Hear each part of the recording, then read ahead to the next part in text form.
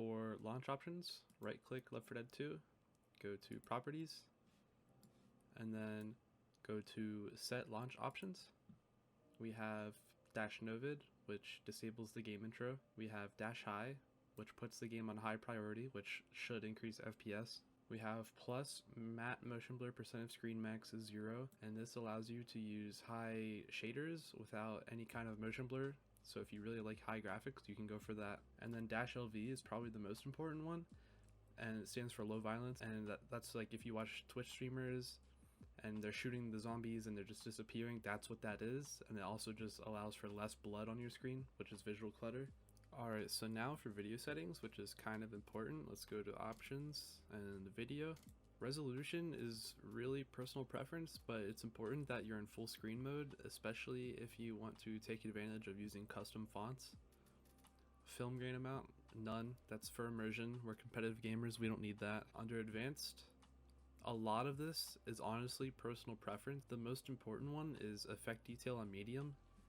And that's because if it's on low, then tank rocks will not render on your screen until they're close, and we want to be able to see rocks from, you know, as far as possible. So just bump that up to medium if that's on low. You want to make sure this is on high, as well as multi-core rendering, unless you're using an old ass machine. Really, shader detail is up to you. Texture detail is also personal preference. I like my game to look like trash.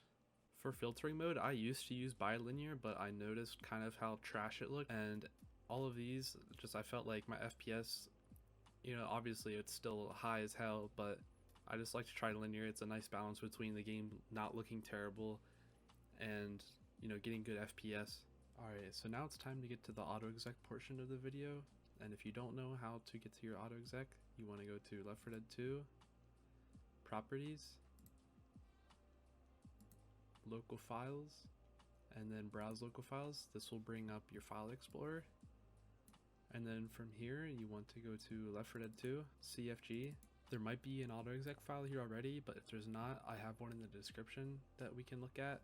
So for the purpose of this video, I went and I made a very simple, hopefully concise Autoexec for newer players to look at and use.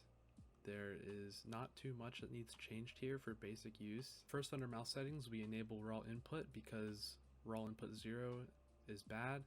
And we have the sensitivity I used. Everyone is going to want to change this to what they use. We have some commented commands for if you're using a custom font. We set the default view model FOV survivor to 60, and of course you can change that. I don't want to make it too crazy. I don't have separate view models for each weapon. We have in-game utility binds that you can uncomment if you would like to use them. We have one for readying up. We have one for round progress, tank percent, and health percent. We have a button to pause, and we have a button to restart the sound. For basic crosshair settings, if there's a new player using this, I start you off with a static thickness 2 colorblind crosshair. I think it's the go-to, and then you can go from there. And we have the color commands down here to mess with if you decide to turn off colorblind. We have rates down here, and we turn on netgraph as well. It's important to note if you are playing in vanilla versus or vanilla campaign, you will change interp to 0.067,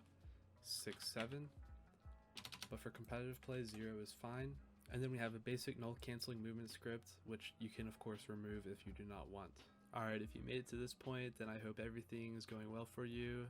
I hope you can get into those games and really get your grind going, shoot some hunters maybe.